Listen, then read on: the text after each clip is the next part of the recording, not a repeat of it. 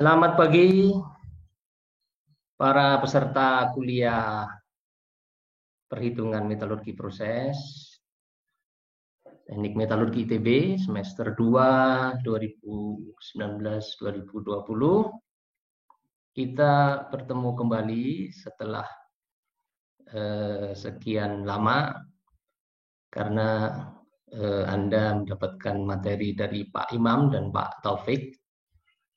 Nah, pada dua bab terakhir ini akan diberikan dasar-dasar perhitungan proses hidrometalurgi dan proses elektrometalurgi. Jadi kalau dari bab 2 hingga bab 8 yang Anda pelajari itu lebih dasar-dasar perhitungan untuk proses pada temperatur tinggi ya, proses hidrometalurgi. Nah, pada dua bab terakhir ini diberikan dasar-dasar perhitungan proses hidro dan elektrometalurgi yang diharapkan nanti menjadi bekal Anda, bekal pengetahuan untuk nanti lebih lanjut belajar pada mata kuliah hidroelektrometalurgi di semester 6. Hari ini saya akan membahas dasar proses hidrometalurgi.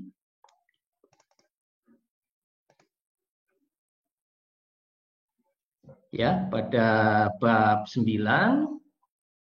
Sebelum masuk lebih jauh mengenai dasar-dasar perhitungan pada proses hidrometalurgi, saya berikan kembali, sebagian dari Anda mungkin sudah tahu, mengingat kembali apa sih proses hidrometalurgi itu, proses elektrometalurgi itu, kemudian ruang lingkupnya apa, typical flow sheet prosesnya seperti apa.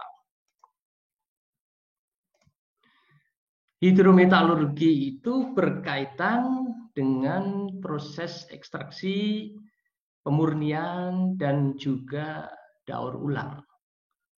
Ya, daur ulang atau recycling logam melalui reaksi kimia dalam larutan aqueous. Apa itu larutan aqueous? Ya, larutan dengan pelarut air ya. Jadi sesuai dengan namanya hidrometalurgi. Hidro itu air ya, jadi melibatkan penggunaan air, penggunaan larutan dengan pelarut air.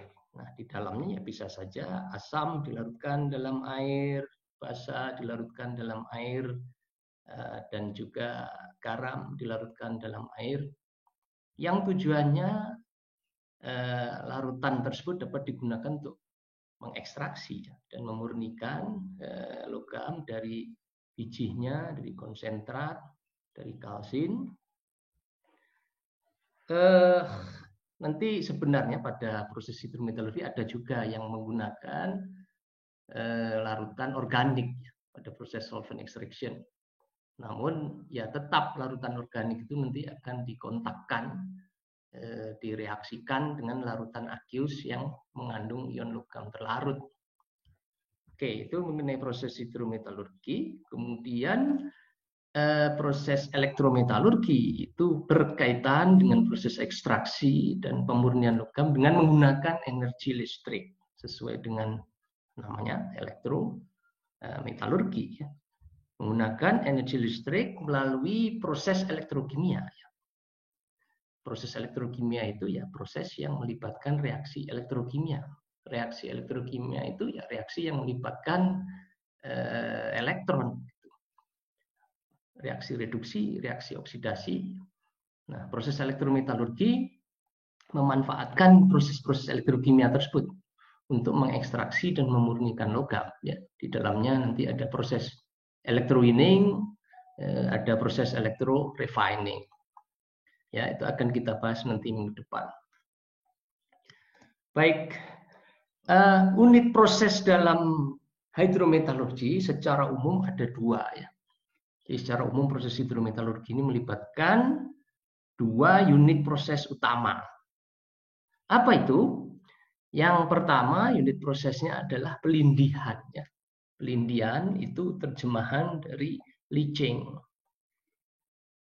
Ya, jadi pelindihan itu adalah pelarutan selektif Jadi ada kata kuncinya di sini selektif ya. Kalau hanya pelarutan saja, namanya bukan leaching, tapi dissolutions. Ya, misalnya Anda melarutkan gula dalam air panas, ya, larutan gula, nah itu pelarutan. Nah ini pelindian pelarutan selektif. Ini pelarutan logam berharga tertentu dalam biji atau konsentrat tanpa atau seminimal mungkin melarutkan mineral pengotornya. Dalam hal ini, mineral pengotor itu tetap dalam bentuknya semula ya, dalam kondisi padat, dalam fase padat. Bisa saja dia berubah ya, tapi tetap dia padat dan terakumulasi sebagai residu pelindian. Ya, misalnya kita melindi biji emas yang larut hanya emasnya saja ya, yang kadarnya misalnya hanya 5 gram per ton. Nah, sisanya yang sekian banyak itu ya, yang 990 sekian kilo itu ya mineral pengotor, kuarsa dan lain-lainnya. Ya. Nah, itu unit proses yang pertama. Yang kedua apa? Unit proses yang kedua adalah recovery. Ya, jadi kita kan memproduksi logam, bukan memproduksi larutan yang dijual. Jadi tahap kedua itu adalah bagaimana mengambil kembali logam yang diinginkan yang akan diproduksi tersebut dari larutan hasil pelindian. Kalau tadi saya sebutkan ketika sudah dilarutkan emasnya dari biji dalam larutan sianida misalnya, kita ingin mengambil kembali bagaimana emas dapat diambil kembali dari larutan dan nanti pada akhirnya misalnya dijual sebagai emas murni dalam bentuk batangan. Nah, itu tahapnya adalah tahap recovery yang kedua ya. Pengambilan kembali logam yang diinginkan dari larutan hasil pelindian tadi, pregnant leach solution, dalam bentuk senyawa atau logam murni. Jadi produk dari proses hidrometalurgi itu tidak selalu berupa logam murni. Ya, bisa senyawa murni. Contohnya alumina, ya, proses pemurnian boksit menjadi alumina. Alumina kan Al2O3 ya. Jadi dia menjadi produk akhir dari suatu pabrik hidrometalurgi. Nanti diproses lebih lanjut di aluminium smelter menjadi logam aluminium. Contoh senyawa yang lainnya apa? Misalnya litium karbonat, ya, Li2CO3. Itu produk akhir dari suatu pabrik hidrometalurgi. Nanti diproses lebih lanjut di industri hilir menjadi misalnya material untuk baterai. Ya, atau MnO2. Nah, nanti dimurnikan dari biji menjadi MnO2 yang dipakai ya dalam bentuk senyawanya, senyawa MnO2 murni untuk baterai misalnya.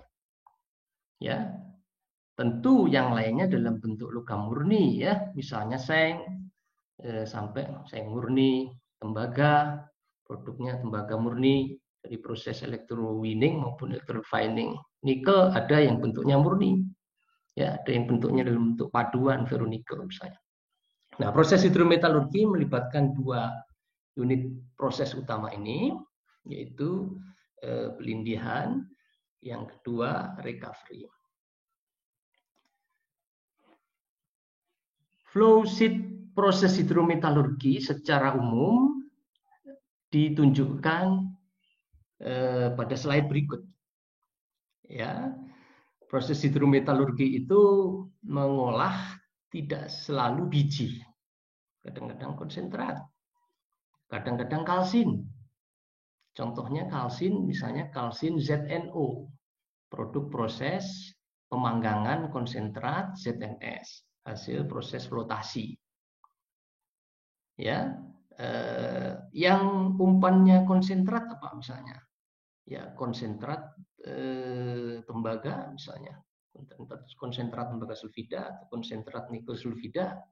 Pada prinsipnya ketika bisa dikonsentrasi, ya dikonsentrasi terlebih dahulu ya, sehingga secara keekonomian nanti prosesnya menguntungkan karena kadarnya sudah lebih tinggi, material yang diproses lebih sedikit. Ya, misalnya konsentrat sulfida yang mengandung emas ketika emasnya berada di dalam mineral pirit, dalam mineral kalkopirit misalnya, bisa dikonsentrasi terlebih dahulu baru nanti diproses dalam proses pelindian. Ya, pada proses pelindian atau leaching ini ditambahkan regen pelindinya atau larutan pelindi yang digunakan untuk melarutkan logam berharga dalam biji, dalam konsentrat, dalam kalsin ini. Ya, misalnya kalau kalsin ZNO, regen pelindinya H2SO4 ya. Nanti sengnya larut dalam H2SO4. Kadang-kadang perlu ditambahkan oksidator atau reduktor. Ya, jadi titik-titik ini tidak selalu digunakan ya. Misalnya kalau Anda melindi oksida seng, oksida nikel, ya secara umum tidak perlu adanya oksidator atau reduktor. Namun bila Anda melindi misalnya biji emas, melindi emas dari bijinya, Anda perlu oksidator ya, karena mekanismenya AU metal ya dalam biji. Jadi kebanyakan emas itu tidak berikatan dengan unsur lainnya ya. Meskipun ada yang dengan tellurium, dengan antimoni ya, dengan silver atau perak, tetapi kebanyakan yang diproses ya AU native ya, AU elemen. Nah, dia terlarut melalui mekanisme oksidasi terlebih dahulu menjadi kationnya. Ya, menjadi AU+. Nah, bagaimana bisa teroksidasi ya? Karena ditambahkan oksidator. Yang paling murah ya oksidator itu udara ya, yang dalamnya ada oksigen. Ya, nanti kation AU+ itu nanti berikatan dengan anion Cn- untuk kompleks AU Cn2- yang larut dalam larutan pelindinya. Nah, setelah logam berharganya larut dan pengotornya tidak larut, perlu proses pemisahan solid liquid ya. Pemisahan larutan yang mengandung logam berharga tadi dengan mineral-mineral pengotornya. Ya, sehingga nanti dapat dipisahkan larutan kaya yang mengandung logam berharga dan residu yang tidak larut yang mengandung mineral-mineral pengotor. Ya, larutan kaya ini diterjemahkan dari pregnant leach solution. Nah, langkah berikutnya tadi kan mengambil kembali recovery ya, logam terlarut dalam larutan hasil pelindian. Namun umumnya proses pengambilan kembali logam terlarut dari larutan hasil pelindian ini ya, dari larutan kaya ini tidak dapat dilakukan secara langsung. Ya, nanti ada di slide berikutnya. Jadi perlu tahap pemurnian larutan hasil pelindian. Ya, jadi larutan tadi perlu dimurnikan terlebih dahulu. Ya, karena dalam praktek sulit sekali untuk hanya melarutkan logam berharganya, untuk betul-betul selektif pelarutannya. Jadi ada saja pengotor yang ikut terlarut ya, itu satu. Yang kedua, seringkali konsentrasi terlalu rendah, sehingga perlu ditingkatkan sebelum dapat dilakukan proses recovery. Pada proses pemurnian larutan hasil pelindian ini ditambahkan neutralizing agents ya, misalnya ditambahkan lime sehingga pengotor dalam bentuk kation terlarutnya mengendap bentuk hidroksida ya. Tambahkan karbon aktif, ditambahkan resin penukar ion, ditambahkan pelarut organik ya. Jadi salah satu ya, salah satu dari yang disebutkan ini atau kombinasinya bisa saja. Nah, nanti mineral pengotornya dipresipitasi dipisahkan ya. Jadi di sini ada yang keluar juga ini sebenarnya ya, ada residu juga dari mineral pengotor yang ikut larut. Nah, setelah itu baru terakhir adalah proses recovery untuk mengambil kembali untuk mengendapkan ion logam dari larutan yang sudah dimurnikan tadi. Nah, untuk proses recovery ini diperlukan namanya precipitating agent ya, agent untuk mempresipitasi ya, atau diperlukan arus listrik ya. Misalnya untuk merecovery seng terlarut setelah dimurnikan dengan elektrowinning, ya, diberikan arus listrik. Recovery tembaga dari larutan hasil pelindian yang sudah dimurnikan, dilakukan proses elektrowinning. Ya, nah precipitating agent yang lainnya apa? Misalnya bisa saja logam lain yang lebih elektronegatif. Kalau Anda punya tembaga terlarut, Anda masukkan, Anda kontakkan dengan serbuk seng, maka nanti tembaga terlarut itu akan mengendap. Kemudian sengnya akan larut, ya. Nah, itu namanya proses sementasi.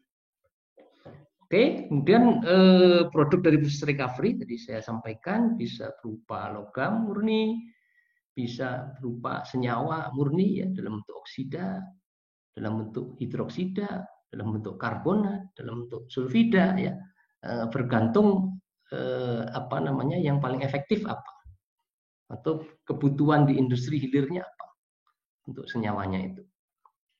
Oke, ini general flow sheet proses hidrometalurgi. Sedikit mengenai tipikal reaksi-reaksi dalam proses pelindian, ya. Reaksi pelindian itu bisa dilakukan dengan larutan asam, ya, yang paling banyak digunakan asam sulfat, kemudian asam klorida, asam nitrat, ya. Kadang-kadang digunakan asam yang sangat agresif, misalnya asam fluorida, HF, ya, untuk melarutkan misalnya niobium tantalum. Nah, ini contoh reaksi pelarutan pelindian seng, ya, dengan asam sulfat. Reaksinya sebagai berikut, ya. ZNO plus 2+ menjadi ZN2+ terlarut plus H2O. Kalau Anda tuliskan penuhnya, ya, ZNO plus H2SO4 menjadi ZnSO4 terlarut plus H2O. Itu yang pertama. Yang kedua, reaksi dalam proses pelindian melibatkan reaksi dengan larutan basa atau regen pelindingnya berupa larutan basa yang banyak digunakan, ya, NaOH dan KOH. Contoh pelindian dalam kondisi basa adalah pelindian alumina dari biji boksit, ya, menggunakan NaOH panas, ya, pada suhu dan tekanan tinggi di atas 100 derajat Celcius. Kemudian juga digunakan KOH untuk misalnya logam tanah jarang, logam refraktori. Ini contoh reaksi pelindian alumina dilarut dalam bentuk aluminat, ya, sodium aluminat kalau dituliskan dengan Na-nya, ya, NaOH menjadi NaLO2 nanti. Kemudian pelindian dengan bentuk ion kompleks, ya, misalnya tembaga dengan amonia dan amonium, ion amonium biasanya tambahkan untuk amonium karbonat untuk kompleks CuNH342+, ya, kupro tetraamin. Kemudian emas larut dalam bentuk anion kompleksnya, ya, AuCN2-. Jadi contoh yang untuk ion kompleks. Kemudian yang keempat, proses atau reaksi pelindian itu seringkali melibatkan reaksi oksidasi, atau leachingnya adalah oksidatif leaching. Contohnya adalah proses-proses pelindian logam dari mineral sulfida, ya, di mana mekanismenya itu melibatkan oksidasi sulfur, ya, menjadi sulfur elemental atau menjadi sulfat, ya. Jadi sulfur yang sebelumnya berikatan misalnya dengan tembaga, ya, dinamakan sulfide sulfur, ya, sulfur yang berikatan dengan mineral sulfida itu dioksidasi misalnya dengan ion feri, ya, ditambahkan dalam bentuk ferric sulfat misalnya Fe2SO4 3 kali. Dia akan mengoksidasi sulfur di sini, ya, sehingga ikatannya lepas dengan Cu. Jadi sulfurnya menjadi sulfur elemental, ya, Cu-nya tetap 2+, ya. Jadi yang teroksidasi adalah sulfurnya. Nah, oksidatornya sendiri dia mengalami reduksi, ya. Jadi ion feri ini nanti akan tereduksi menjadi ion ferro atau Fe2+. Nah, ini pelindian yang melibatkan reaksi oksidasi atau oxidative leaching. Oksidator lainnya selain ion feri, ya oksigen bisa ditambahkan dalam bentuk udara, atau dalam bentuk udara diperkaya oksigen, atau dalam bentuk oksigen murni. Ya, kemudian ion-ion kompleks klorida, MnO4-, asam nitrat, ya, dia juga mempunyai kemampuan mengoksidasi. Ya, asam yang juga sebagai oksidator asam nitrat. Kemudian ozon, ya, O3 merupakan oksidator yang kuat, lebih kuat dari oksigen. Nah, yang lainnya misalnya gas klorin juga, ya ini oksidator-oksidator lain. Nah, pemilihannya tentu berdasarkan pertimbangan aspek teknokeekonomian. Ya. Kalau bisa dengan udara saja, seperti pelindian emas, biji emas, ya cukup udara saja. Tapi kadang-kadang diperlukan tingkat oksigen terlarut yang lebih tinggi, sehingga perlu misalnya ditambahkan oksigen di udara yang diinjeksikan, atau ditambahkan asam peroksida, ya. Jadi yang lainnya bisa Cl2, H2O2, ya. Itu yang keempat. Yang kelima, pelindian yang melibatkan reaksi reduksi. Jadi mekanisme pelarutannya itu melibatkan reaksi reduksi dari kation logam, ya, yang ingin dilarutkan. Sebagai contoh adalah reaksi pelindian mangan. Ya, mangan itu mineral yang paling banyak adalah mineral pirolusit atau MnO2. Nah, dia dapat dilarutkan dalam asam sulfat dengan adanya reduktor misalnya gas SO2, jadi dia tereduksi menjadi Mn2+. Ya, kalau dalam bentuk Mn4, MnO2, ya dia stabil, ya. Nah, ini terlarut dalam bentuk Mn2+. Nanti recovery-nya, ya, dari Mn2+ ini bisa direduksi lagi menjadi Mn metal kalau prosesnya elektrowinning, atau dioksidasi lagi, dikembalikan menjadi MnO2 tapi lebih murni, ya, dan struktur kristalnya berbeda dibandingkan MnO2 yang ada di alam, misalnya kadarnya hanya sekitar 40%, ya, menjadi di atas 99%. Oke, tadi itu tipikal reaksi-reaksi pada proses pelindian. Di industri dikenal ada beberapa teknik pelindian, ya. Ada 5 ini yang diimplementasikan secara komersial. Pertama adalah pelindian setempat atau in situ leaching. Kemudian yang kedua pelindian tumpukan, heap leaching atau dam leaching. Perbedaannya kalau heap leaching sudah dilakukan reduksi ukuran, ya, dengan permukaan paling tidak. Kadang-kadang permukaan plus aglomerasi, ya, seringkali begitu. Nah, dam leaching apa? Dam leaching itu langsung run of mine, ya. Misalnya dari proses blasting biji emas, ya, diperoleh batu-batunya, nah itu langsung ditumpuk. Kemudian dilakukan irigasi, penyemprotan regen pelinding yang melalui tumpukan biji tersebut yang tidak dilakukan kominusi. Itu bedanya heap leaching, dam leaching. Kemudian yang ketiga perkolasi, pelindian perkolasi menggunakan suatu tangki besar yang di bawahnya ada media filtrasinya.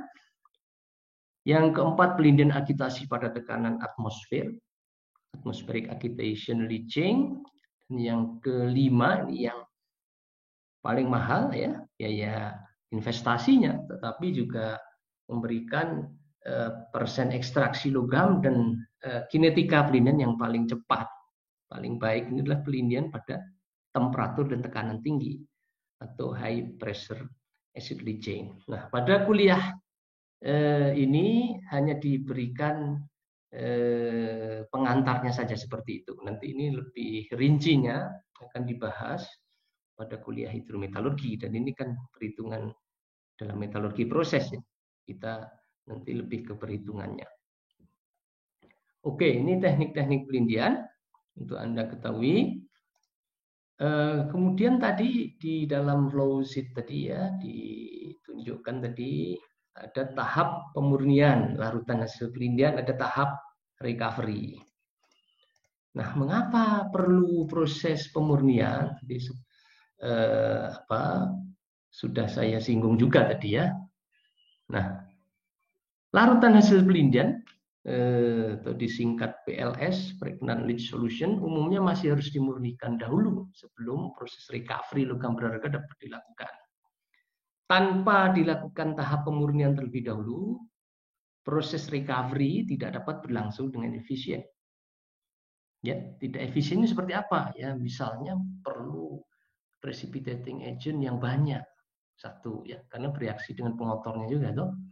Yang kedua, tidak dapat diperoleh produk akhir dengan kemurnian yang tinggi karena masih ada pengotor dalam larutan yang ikut larut. Jadi dalam hal ini untuk menghasilkan produk dengan kemurnian yang tinggi, produk serbuk, produk logam, senyawa murni, itu diperlukan larutan yang murni pula. Sebagai contoh, ketika Anda ingin memproduksi atau suatu perusahaan memproduksi nikel sulfat untuk material baterai, ya baterai mobil listrik misalnya, itu mensyaratkan kemurnian yang tinggi. Nanti kalau tidak murni menjadi baterai tidak dapat memenuhi syarat untuk aplikasinya. Ya, jadi untuk dapat menghasilkan nikel sulfat yang murni ini ya biasanya heksahidrat NiSO462O harus dihasilkan terlebih dahulu larutan yang betul-betul murni. Jadi besi terlarutnya diendapkan terlebih dahulu, ada kromium, ada mangan terlarut dipisahkan, demikian juga kobalt dipisahkan dengan metode-metode yang dikenal dalam proses hidrometalurgi. Ya, apa saja, misalnya ekstraksi pelarut, ya, atau kalau besi dengan presipitasi kimia terlebih dahulu dengan netralisasi, adsorpsi dengan resin penukar ion, ya, dan beberapa lainnya nanti ada di slide berikutnya. Ya, jadi perlu tahap pemurnian itu karena pelindiannya tidak 100% selektif, kemudian untuk menghasilkan produk yang murni diperlukan juga larutan yang murni dengan kemurnian yang tinggi. Oke, nah ini tadi yang saya sampaikan, metode pemurnian dan recovery. Kadang-kadang metode yang dipakai untuk pemurnian itu juga bisa digunakan untuk recovery. Ya, nanti saya jelaskan. Metode pemurnian dan recovery logam dari larutan hasil pelindian yang umum dilakukan dalam industri ekstraksi logam itu meliputi yang pertama adsorpsi dengan karbon aktif, yang kedua ekstraksi pelarut, solvent extraction, ya, menggunakan larutan organik tertentu, adsorpsi dengan resin penukar ion, dan presipitasi, di mana proses presipitasi ini dapat dilakukan dengan paling tidak 5 metode ini. Yang pertama presipitasi dengan logam, ya, logam yang lebih elektronegatif atau dinamakan prosesnya proses sementasi, presipitasi dengan gas, presipitasi kimia, presipitasi dengan elektrolisis, dan kristalisasi.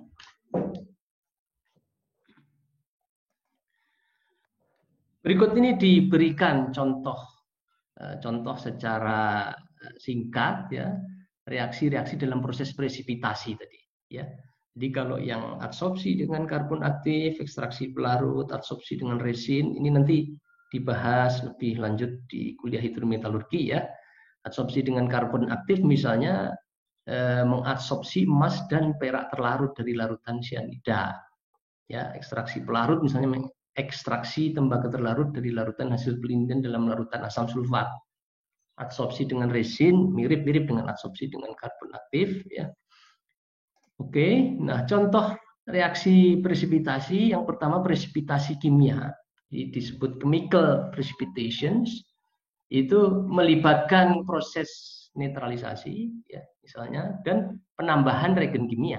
Ya, jadi netralisasi ini juga nanti melibatkan proses penambahan reagen kimia, ya, tetapi tidak selalu penambahan reagen kimia itu netralisasi, ya. Misalnya penambahan gas H2S untuk mengendapkan logam terlarut dalam mineral sulfidanya, dalam senyawa sulfidanya. Nah, untuk netralisasi misalnya presipitasi nikel terlarut, ya, dalam bentuk hidroksidanya. Ya, bagaimana ini dilakukan? Ya dengan menambahkan neutralizing agent, ya. Misalnya menambahkan NaOH, menambahkan MgO, ya, dan neutralizing agent lainnya, misalnya NH4OH. Ya, nah Anda sudah belajar di kuliah sebelumnya, ya, diagram Purbig, ya. Anda melihat pada diagram tersebut daerah-daerah di mana logam itu stabil dalam bentuk kationnya, dalam bentuk ionnya, dalam bentuk hidroksida atau oksidanya. Nah, ketika dia stabil dalam bentuk hidroksidanya, ya dia terpresipitasi, ya. Nah, ini contohnya. Nah, NiOH 2 kali ini bisa berupa produk, ya. Bisa juga dia berupa pengotor, ya. Nah, dalam hal ini lebih ke produk, ya. Oke, yang kedua, presipitasi oleh logam lain yang lebih elektronegatif, prosesnya dinamakan proses sementasi. Contohnya, sementasi kation tembaga dengan serbuk seng, ya.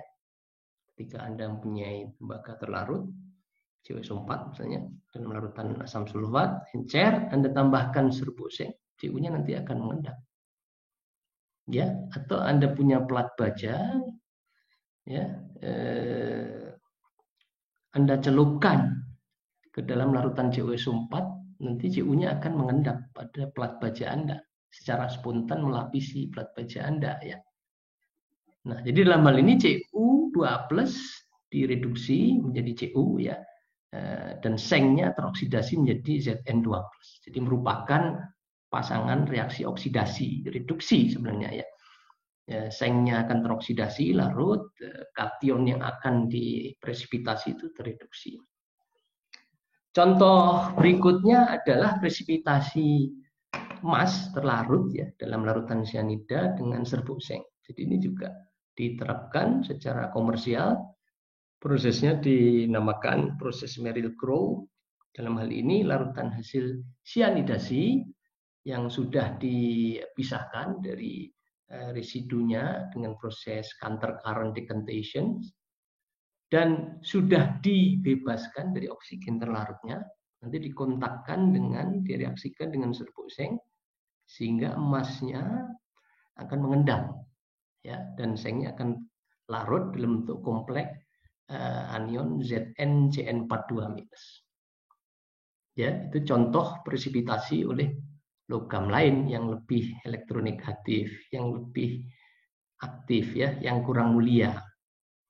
Nah, hal ini tidak bisa sebaliknya, ya. Anda punya ion seng, Anda tambahkan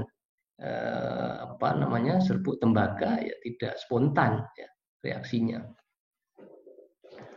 Yang ketiga, presipitasi itu bisa dengan gas reduktor, ya, tidak selalu proses pirometalurgi yang menggunakan gas reduktor. Proses hidro juga bisa ketika Anda mempunyai kation Ni2+ terlarut dalam larutan amonia, ya, diinjeksikan gas hidrogen, nanti nikel akan mengendap dalam bentuk nikel logam. Ya, biasanya produk proses reduksi dengan gas ini berupa serbuk, ya, serbuk logam. Yang keempat tadi ada kristalisasi, ya, selain ini tadi dengan elektrolisis, ini akan dibahas khusus pada proses elektrometalurgi. Nah, kristalisasi apa bedanya dengan presipitasi kimia? Jadi, kalau presipitasi kimia ini tadi dengan menambahkan reagen kimia tertentu sehingga kelarutannya rendah lewat jenuh, ya, mengendap. Nah, kalau kristalisasi presipitasi dengan perubahan suhu larutan sehingga nanti kelarutannya turun, ya. Jadi perubahan suhu, mekanismenya bukan netralisasi. Ya, perubahan suhu ini bisa dengan menaikkan, bisa dengan menurunkan, ya. Tidak melulu menurunkan suhu, kadang-kadang menaikkan suhu itu terkristalisasi. Contohnya menaikkan suhu terkristalisasi ini adalah reaksi pirohidrolisis FeNO3 3 kali, ya. Ketika larutan yang mengandung besi terlarut dalam larutan asam nitrat ini dipanaskan pada suhu 160 sampai 165 derajat Celcius, maka besi terlarut akan terhidrolisis menjadi hematit Fe2O3 menjadi oksidanya. Sementara nanti nitratnya terregenerasi. HNO3-nya menjadi HNO3 gas. Ini nanti akan dikondensasi, ditangkap di scrubber menjadi HNO3 cair yang dapat dipakai kembali untuk leaching.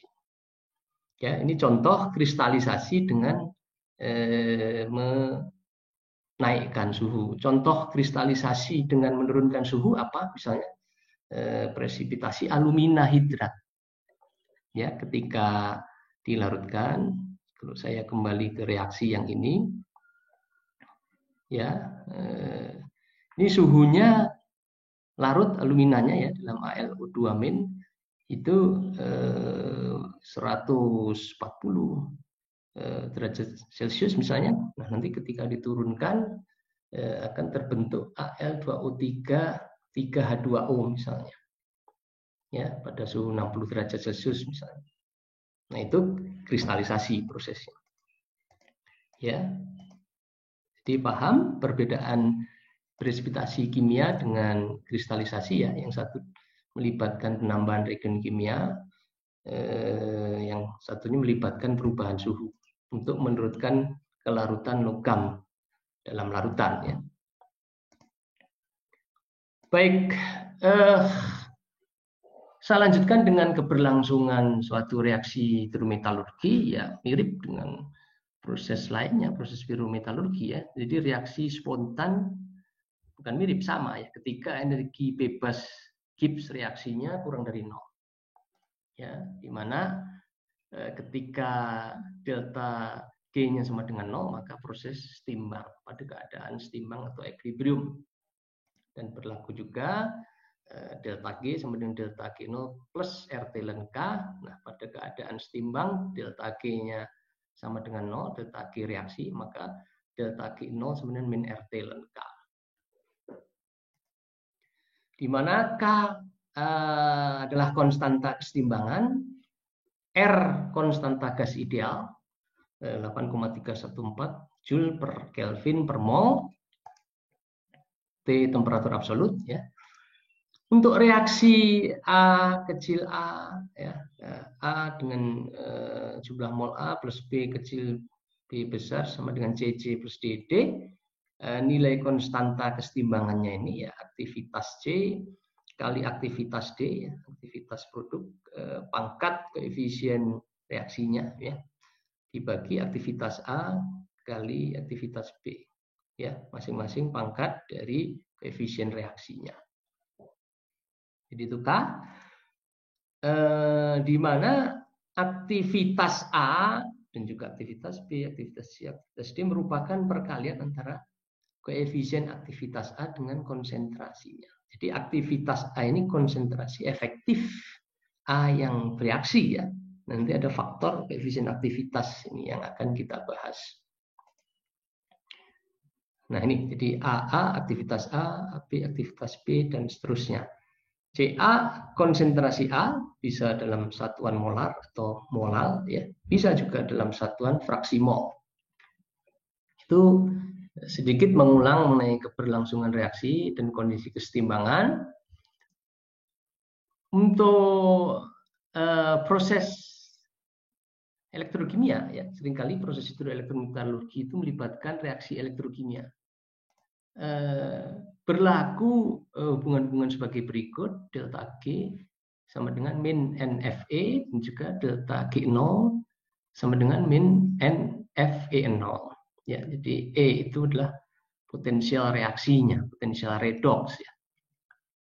Dia bisa potensial sel, bisa potensial setengah sel. Nah, ketika Anda substitusikan delta G sama dengan min NFE, delta G0 sama dengan min NFE0 pada persamaan berikut, delta G sama dengan delta G0 plus RT ln K, maka diperoleh persamaan berikut E sama dengan E0 min ya.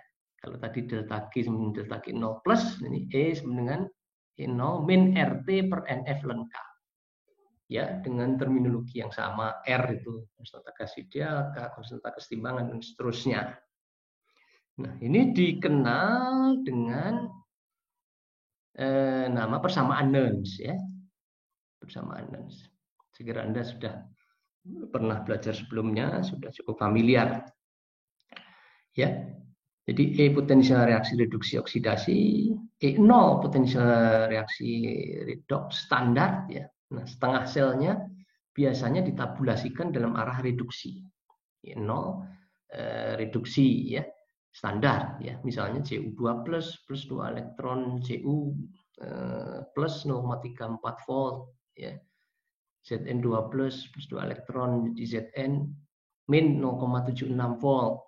Ketika reaksinya berlangsung dalam arah oksidasi ya kebalikan, Zn menjadi Zn2+ ya, E0-nya plus 0,76 ya, itu terminologinya.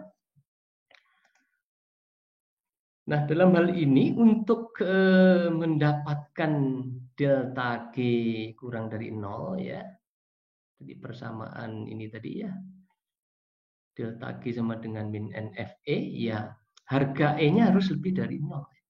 Potensialnya harus positif, harus lebih dari 0 agar delta G-nya negatif. Jadi proses spontan untuk suatu reaksi elektrokimia yang melibatkan reaksi elektrokimia ketika E-nya lebih dari 0. Ya, kalau E reaksinya kurang dari 0 artinya proses itu tidak spontan. Agar spontan ya harus diberikan energi listrik dari luar sebesar minimal minusnya itu berapa ya, agar dia positif ya. Nah, untuk sel galvanik ya mempunyai E lebih dari 0 ya, dia spontan pada baterai misalnya. Untuk proses elektrolisis E-nya, tegangan dekomposisinya itu kurang dari 0, dia tidak spontan, harus diberikan energi listrik dari luar. Ya, jadi untuk spontan E-nya harus lebih dari 0 agar delta G-nya kurang dari 0. Itu keberlangsungan suatu reaksi elektrokimia. Baik, kita lihat satu contoh soal ya yang tidak terlalu complicated saya kira. Yang pertama, Anda diminta menentukan kecenderungan berlangsungnya reaksi-reaksi pada suhu 25 derajat Celcius berikut ya, reaksi 1 dan reaksi 2. Ya, dengan data-data energi bebas standar dan data-data potensial setengah sel reaksi standar, reduksi standar yang diberikan ya, diberikan di sini. Yang diberikan warna merah ini di sini ya. Dan ini data-data E0-nya. Reaksi yang pertama itu adalah reaksi pelindihan tembaga ya, dari mineral CuS. Ya, CuS itu nama mineralnya adalah covalet ya, covalet. Jadi Cu dilarutkan oleh ion Fe di sini menjadi Cu2+. Nah, ion Fe-nya tereduksi menjadi Fe2+ dan dihasilkan sulfur elemental. Sulfur dalam CuS dioksidasi dari -2 menjadi 0 ya pada sulfur elemental di sini. Nah, Anda diminta menentukan nanti dengan harga delta G0 yang diberikan ini ya pada suhu 25 derajat Celcius bagaimana keberlangsungannya? Bisa berlangsung tidak? Kemudian yang kedua adalah recovery Cu terlarut ya. Yang kedua tahap recovery setelah larut di reaksi 1. Yang kedua diendapkan ya Cu terlarut ini dengan serbuk besi ya, dengan iron scrap misalnya. Nanti Cu-nya akan mengendap dalam bentuk Cu metal, besinya akan teroksidasi menjadi besi 2 ya, Fe2+, akan terlarut besinya. Nah, apakah juga ini cenderung berlangsung? Yang kedua, Anda diminta menentukan potensial reduksi kesetimbangan Ni2+ menjadi Ni dalam larutan sulfat jika diketahui konsentrasi Ni2+ 0,005 molar pada 25 derajat Celcius dan diminta mengasumsikan aktivitas ion sama dengan konsentrasi molarnya. Sekira ini tidak sulit. Yang nomor 2. Kemudian yang nomor 3, jika dilakukan presipitasi ion nikel dengan gas hidrogen, ya masih terkait dengan nomor 2. pada tekanan 10 Pascal. Jadi ini saya koreksi, sebelumnya 10 atmosfer ya, ini 10 Pascal. Berapa pH larutan di mana gas hidrogen itu berkesetimbangan dengan logam dan ion nikel, maksudnya dengan Ni dan Ni2+. Jika diberikan potensial reduksi standar Ni2+ plus 2 elektron menjadi Ni adalah min 0,25 volt dan 2 plus 2 elektron menjadi H2 adalah 0 ya. Nah, ini ada 3 soal ini. Saya sudah siapkan ya penyelesaiannya. Yang pertama ya, yang Anda pegang slide-nya belum ada ini ya. Jadi silahkan ditambahkan atau ya Anda bisa berlatih sendiri ya. Jadi untuk mengetahui kecenderungan berlangsungnya reaksi 1 dan reaksi 2 ini, kita lihat harga konstanta kesetimbangannya ya. Kan dia spontan ketika delta G-nya kurang dari 0 ya, atau aktivitas produknya ini lebih tinggi dibandingkan aktivitas reaktannya. Nah, di sini aktivitas produknya ini aktivitas Cu2+ dan Fe2+ ya. Dibandingkan aktivitas Fe3+. Artinya reaksi itu cenderung bergeser ke kanan. Ya, nah untuk menentukan konstanta kesetimbangannya, kita gunakan persamaan ini tadi ya, delta G0 sama dengan min RT ln K. Ya, sehingga K ya sama dengan eksponen minus delta G0 per RT. Sehingga dalam hal ini kita perlu menentukan harga delta G0 reaksi.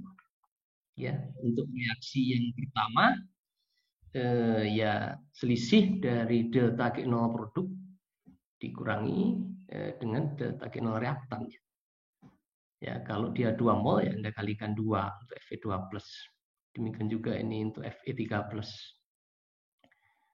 Ya.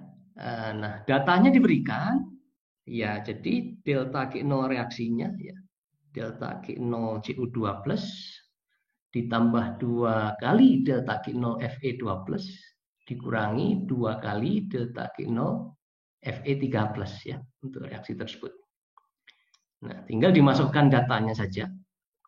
Ya, dimasukkan datanya di sini delta G0 Fe2+ minus 84,94 dikalikan 2 ya, ditambah 2 delta G0 Fe2+ ya, 2 kali maaf ini tadi Fe2+ ya, 2 kali ini. Tadi yang Cu2+ adalah yang ini ya, 2 kali 64,85 ditambah 2 kali minus 84,94 dikurangi 2 kali minus untuk Fe3+ 10,54. Ya, delta G0 CuS ya senyawa dia ya, delta G0-nya 0 ya, delta G0 pembentukannya 0. Nah, sehingga diperoleh delta G0 reaksinya minus 35 kJ per mol. Ya, sebenarnya ini juga indikasi ya, ketika delta G0-nya negatif ya, 35.000 ya, minus 35.000 Joule per mol. Yaitu cenderung nanti delta G-nya ya negatif ya. Karena kita kriteria kespontanan itu tetap delta G kurang dari 0. Di mana delta G sama delta G0 plus RT ln K. Ketika ini negatif ya kemungkinan delta G-nya akan negatif juga. Di sini kita tentukan harga K-nya dengan harga delta G0 reaksi minus 35 kJ per mol atau 35.000 Joule per mol, dan korelasi berikut min delta G0 sama min RT ln K min delta G0 per RT, K eksponen min delta G0 per RT. Jadi nilai K-nya adalah eksponen minus ya. Jadi positif. Eksponen 35.000 dibagi R-nya 8,314 kali 298. Diperoleh nilai K-nya itu 14,13 atau ya lebih dari 1 ya. Artinya ketika kita kembalikan ke persamaan K itu adalah aktivitas untuk reaksi ini ya, aktivitas Fe2+ kali kuadrat kali aktivitas CO2+ dibagi aktivitas Fe3+ kuadrat itu nilainya lebih dari 1, ya, maka aktivitas produknya ini akan perkaliannya ya, aktivitas CO2+ kali aktivitas Fe2+ lebih dari aktivitas Fe3+ kuadrat. Atau ya reaksi cenderung berlangsung, bergerak ke ruas kanan dengan nilai K lebih dari 1. Ya. Nah, nanti berbeda ketika K-nya sangat kecil ya, kemungkinan reaksinya tidak berlangsung. Nah, ini K-nya adalah harganya 14,13. Oke, itu menjawab pertanyaan nomor 1 ya. Untuk nomor 2 ya sama saja ya, tidak bisa hitung, tapi ini merupakan reaksi yang spontan juga ya. Reaksi sementasi CO2+. Ya. Tidak bisa dibalik ya. Fe2+ ditambahkan Cu, nanti Fe-nya mengendap, Cu-nya teroksidasi.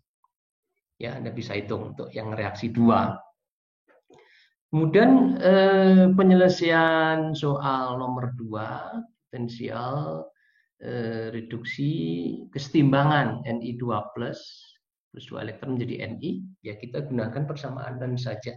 Jadi persamaan Nernst itu berlaku pada keadaan setimbang ya.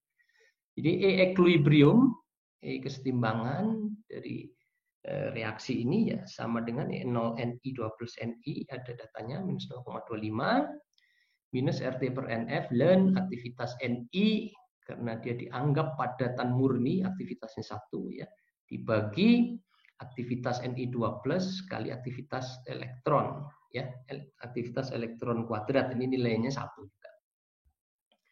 Ya, sehingga kita bisa tuliskan E equilibrium sama dengan minus 0,25 ini menjadi plus, nanti ln-nya naik ke atas, ln Ni2+-nya ya, jadi plus 8,314 nilai R konstanta gas idealnya.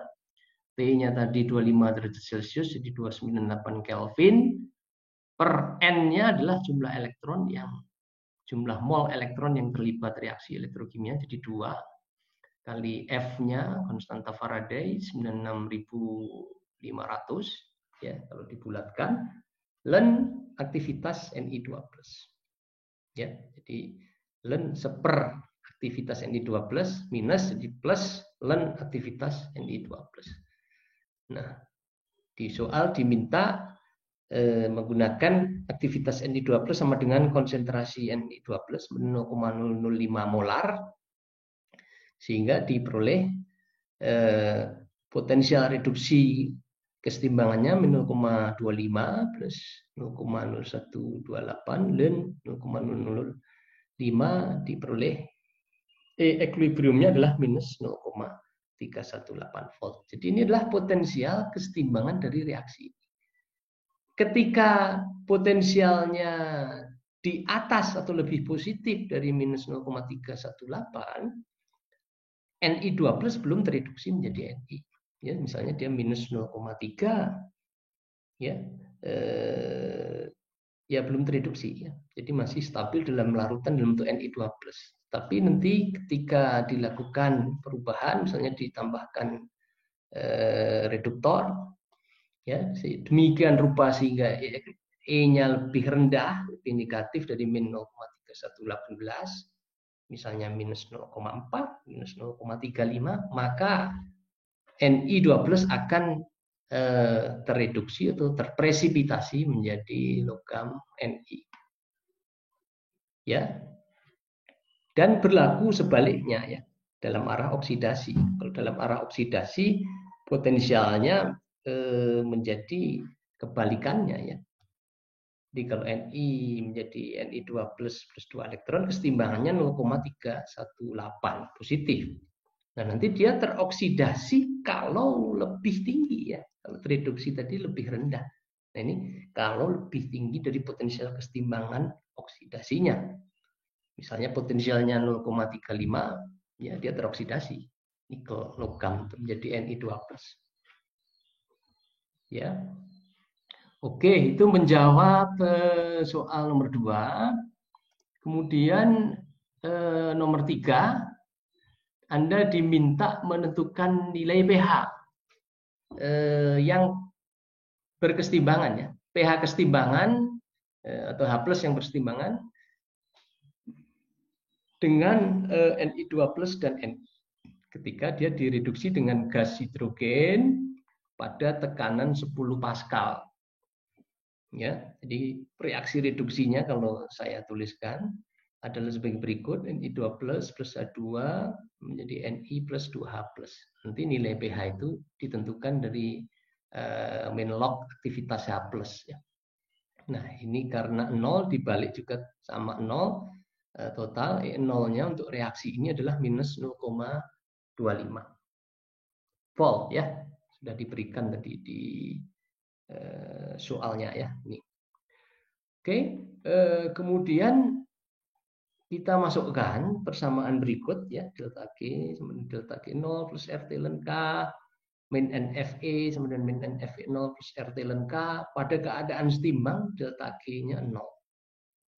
Ya, jadi mengapa kita tinjau keadaan setimbang? Karena tadi ditanya pH kesetimbangannya berapa. Ya, nah pada keadaan setimbang delta G sama dengan 0, min NFE sama dengan 0, 0 sama dengan min NFE 0 plus RT ln K.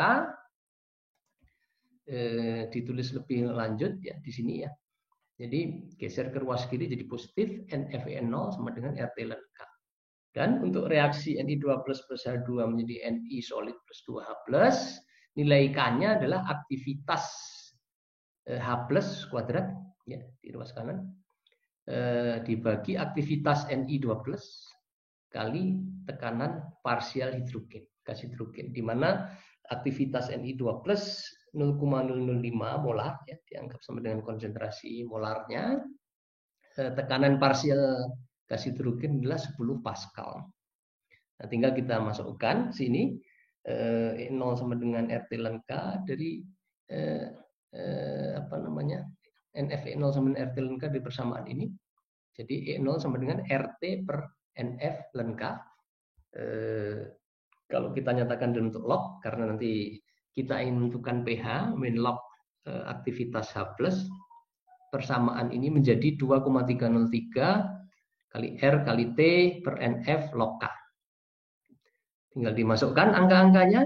E0-nya tadi ya, min 0,25 sama dengan 2,303 kali R-nya 8,314 ya, untuk tekanan parsial hidrogennya dalam Pascal ya. Dalam Pascal. Kali 298 per N-nya adalah 2 ya, elektron yang terlibat Ni2+ plus 2 elektron ya. Kali 96.500 kali dalam kurung log K, log dari ini ya, log dari ini, suku ini saya bisa tuliskan jadi 2 log aktivitas H+, pembagian jadi pengurangan ya untuk log, dikurangi log aktivitas Ni2+, dikurangi log pH2, tekanan parsial hidrogen. Nah, ini dibagi ini ya 0,25 per 0,0296 sama dengan, ini saya bisa tuliskan 2 log aktivitas H+ menjadi min 2 kali min log aktivitas H+ ya. Di mana min log aktivitas H+ ini pH. Sama dengan pH dikurangi log aktivitas Ni2+ 0,005. Masukkan, dikurangi log tekanan parsial hidrogen 10 Pascal. Ya, jadi ini hasilnya minus 8,456. Jadi ini muncul minus 2 pH ya. Minus 2 pH, nilai dari log 0,05 itu 2,301 minus ya, jadi minus minus jadi plus 2,301 dikurangi log 10 1. Sehingga pH sama dengan ini dikurangi ini ditambah 1 ya, minus 9,757 dibagi minus 2. Diperoleh pH kesetimbangannya adalah 4,88, sekitar 4,9 ya. Itu adalah pH kesetimbangan untuk reaksi reduksi Ni2+ menjadi Ni pada konsentrasi Ni2+ cukup rendah ya, 0,05, dan tekanan parsial gas hidrogen 10 Pascal. Nah, apa maknanya pH kesetimbangan itu? Ya, itu adalah pH minimum ya. Untuk bisa Ni2+ ini reaksinya ya tereduksi menjadi Ni metal. Kalau pH-nya dinaikkan, cenderung reaksinya ke kanan atau ke kiri. Kalau pH-nya dinaikkan. pH-nya dinaikkan, larutannya menjadi lebih basah ya. Jadi ketika dinaikkan, reaksinya ini cenderung bergeser ke kanan. Ya. Ketika pH-nya diturunkan, ditambah H+ ya, ditambah H+, pH-nya akan lebih rendah, ya lebih asam. Maka dia akan bergerak menghindari pengaruh itu. Dia akan cenderung bergerak ke kiri. Nah, minimal tadi terjadinya reduksi Ni2+ menjadi Ni ini dengan gas hidrogen ya, dengan tekanan parsial 10 Pascal, tadi pH-nya adalah berapa? 4,88. Ya, nanti akan berbeda ketika tekanannya lebih tinggi, ketika konsentrasi Ni2+-nya lebih tinggi, ya akan bergeser. Ketika pH-nya lebih tinggi. Baik, itu menjawab pertanyaan nomor 3 tadi. Ya, itu hal-hal yang berkaitan dengan pelindian CU, presipitasi CU dari larutan hasil pelindian, ya. Kemudian presipitasi nikel larut dengan gas hidrogen dan penggunaan persamaan Nernst. Baik, berikutnya adalah mengenai konsep aktivitas dan koefisien aktivitas ion. Ya, jadi tadi kita menganggap aktivitas Ni2+ tadi sama dengan konsentrasinya. Hal tersebut tidak dapat dilakukan ketika larutannya itu pekat ya, cukup pekat. Jadi 0,01 molar ya, di encer 0,005 molar, cukup encer. Nah, proses hidrometalurgi itu seringkali melibatkan larutan yang konsentrasinya tinggi ya, konsentrasi kationnya tinggi, seringkali begitu. Nah, kita kembali dulu ke konsep larutan ideal. Larutan aqueous itu dianggap larutan ideal bila tidak ada interaksi antara ion-ion terlarut maupun antara ion terlarut dengan pelarutnya. Ya. Antara ion dengan ion dan ion dengan solvennya. Jadi bila tidak ada interaksi, dianggap itu merupakan larutan ideal. Untuk larutan ideal multi komponen pada temperatur dan tekanan yang tetap, kecenderungan berlangsungnya reaksi itu diukur dengan potensial kimia. Jadi padanannya energi bebas Gibbs tadi nih, potensial kimia. Nah, ini dinyatakan sebagai potensial kimia mu ideal sama dengan mu I 0 ya. Potensial kimia pada keadaan standar plus RT ln XI. Jadi berlaku persamaan ini. Di mana mu I 0 tadi saya sebutkan potensial kimia pada keadaan standar. Ya, saat aktivitas ion sama dengan 1 ya. Dan Xi di sini sama dengan fraksi mol. Satuan konsentrasi ion lainnya yang dapat digunakan ya, adalah molar dan molal ya. Ini bisa diganti dengan molar atau molalnya. Bila satuan konsentrasi dalam molar ya mu I ideal sama dengan mu I bintang plus RT ln CI. Ya, jadi dalam hal ini mu I bintang adalah potensial kimia pada keadaan standar, yaitu saat konsentrasi ionnya 1 molar. Ya, kalau CI-nya 1 kan ln 1 0. Jadi mu I-nya sama dengan mu I standar ya. Oke, untuk satuan molar ya sama mu I ideal mu I 0 plus RT ln MI molalitasnya. M kecil I. Ya, sama saya kira. Nah, untuk larutan real jadi mu I realnya tidak sama dengan mu I ideal. Jadi untuk larutan real tidak ideal karena adanya interaksi ion dalam larutan antar ion ya, dan antara ion terlarut dengan solvennya. Khususnya ini bila larutan cukup pekat kontribusinya ini signifikan, interaksi ion ini dan ion dengan solvennya. Untuk mengkuantifikasi deviasi dari larutan ideal, diperkenalkan parameter koefisien aktivitas. Dan dalam hal ini, dalam larutan real berlaku mu I real sama dengan mu I0 plus RT ln aktivitas I. Ya, kalau tadi kan sama dengan ln dari konsentrasi, ya, atau dalam molar ya molal ya molalnya dalam fraksi mol. Nah, ini mu I real sama dengan mu I0 plus RT ln aktivitas I, aktivitas ion. Ya. Nah, bagaimana menentukan aktivitas ion terlarut I? Digunakan persamaan 5 ini. Di aktivitas I sama dengan Fi kali Xi untuk satuan konsentrasinya dalam fraksi mol, ya, di mana Fi adalah parameter yang dinamakan koefisien aktivitas, ya, koefisien aktivitas. Koefisien aktivitas ini baik dalam skala konsentrasinya fraksi mol atau molar atau molal, dia tidak bersatuan, ya. Koefisien aktivitas ini dimensionless. Jadi yang menentukan satuan aktivitas ini ya satuan konsentrasinya, ya. Satuan aktivitas sama dengan satuan konsentrasi yang digunakan. Bila satuan konsentrasinya dinyatakan dalam fraksi mol, baik koefisien aktivitas maupun aktivitasnya tidak bersatuan, ya. Karena fraksi mol kan tidak mempunyai unit, ya. Dia berada antara 0 dan 1. Oke. Dengan mensubstitusikan persamaan 5 ke persamaan 4, persamaan 5 yang mana? Persamaan ini, ya.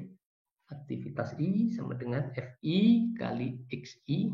Nah, kita substitusikan ke persamaan 4 ini. Mengganti AI ini kita ganti dengan Fi kali Xi. Ya, atau Fi kali Ci bisa. Fi kali Mi bisa. Ya. Nah, ini kita ganti dalam satuan fraksi mol Fi kali Xi. Kalau kita substitusikan ke persamaan 4, mu I real sama dengan mu I0 plus RT ln Fi kali Xi. Nah, ln-nya ini kita uraikan perkalian, ya.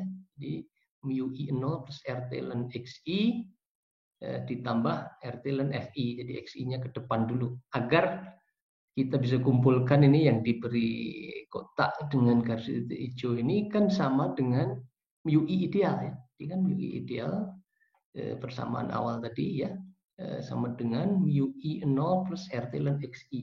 Jadi ini muncul di sini di persamaan mu I real, ya.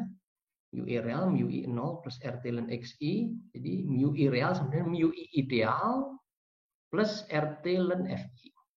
Ya, di sini. Oke. Nah, jadi ketika kita kurangi mu I real dengan mu I ideal, nilainya sama dengan RT ln Fi, di mana Fi itu koefisien aktivitas ion I. Ya, bisa dituliskan mu I real I ideal sama dengan mu I kecil I besar. Jadi selisih antara ideal dengan realnya. Ya, sehingga delta mu I kecil I besar RT ln Fi. Makna fisisnya non-idealitas karena adanya interaksi ion-ion dalam larutan itu sama dengan delta mu I sama dengan RT ln Fi. Ya, secara kuantitatif sama dengan RT ln Fi, merupakan non-idealitas. Karena apa? Karena interaksi ion dalam larutan sesuai dengan teori Debye-Hackel yang akan kita bahas selanjutnya. Ya, sebelum masuk ke persamaan Debye-Hackel yang nanti digunakan untuk menentukan koefisien aktivitas, sebenarnya kita definisikan dulu, kita bahas dulu parameter yang namanya kekuatan ion atau ionic strength, ya, dinotasikan I. Interaksi elektrostatik antara ion-ion dalam larutan aqueous yang bersifat elektrolit. Jadi larutan aqueous yang bersifat elektrolit itu dapat menghantarkan arus listrik melalui pergerakan ion-ion yang mobile, ya, yang dapat bergerak, yang dapat bermigrasi. Itu menentukan sifat dari larutan tersebut, ya, menentukan konduktivitasnya, menentukan apakah dia bisa digunakan sebagai elektrolit dalam proses electrowinning atau electrodefining, ya. Nah, menurut hukum Coulomb's, gaya elektrostatik yang meliputi attraction or repulsion, ya, tarik menarik atau tolak menarik antara dua ion bermuatan itu sebanding dengan hasil perkalian dua muatan ion tersebut, ya. Anda bisa cek, ya, di mata kuliah sebelumnya, ya, di fisika dasar juga ada. Nah, kekuatan ion ini merupakan satuan konsentrasi ion yang sudah memperhitungkan pengaruh muatan ion. Jadi satuannya sama dengan satuan konsentrasi ion, ya. Kekuatan ion ini kalau konsentrasinya molar, ya I-nya nanti molar. Kalau molar, satuan kekuatan ionnya molar. Nah, setelah memperhitungkan muatannya, jadi I ini didefinisikan, diformulasikan sebagai berikut. I sama dengan setengah sigma ion-ion yang ada di situ Ci kali Zi kuadrat. Di mana Ci adalah konsentrasi ion, I adalah molar atau molar, Zi adalah muatan ion I. Ya. Jadi sigma ini karena di dalam larutan bisa saja terdapat beberapa ion, ya. Kalau CaCl2 ada Ca2+, Cl-, kalau ada di situ asam sulfat ada H+, SO42-, ya. Jadi diperhitungkan semua, ya, untuk menentukan kekuatan ion ini diperhitungkan konsentrasi di setiap ion dikalikan dengan muatannya, ya. Zi ini muatan ion. Ya, kalau SO4 berarti dia 2- muatannya, ya kan? Kalau NaCl, Na-nya 1+, Cl-nya adalah 1-, dan seterusnya. Oke, nah ini tadi kalau dalam satuan molar, ya. Bagaimana dalam satuan molal? Dalam satuan molal, untuk C-nya dalam molal dinotasikan Mi, ya. I setengah sigma 0,001, ya. Mi rho 0 Zi kuadrat. Ya, mengapa 0,001? Karena satuan densitasnya nanti di sini adalah dalam gram per liter, ya. Dalam gram per liter nanti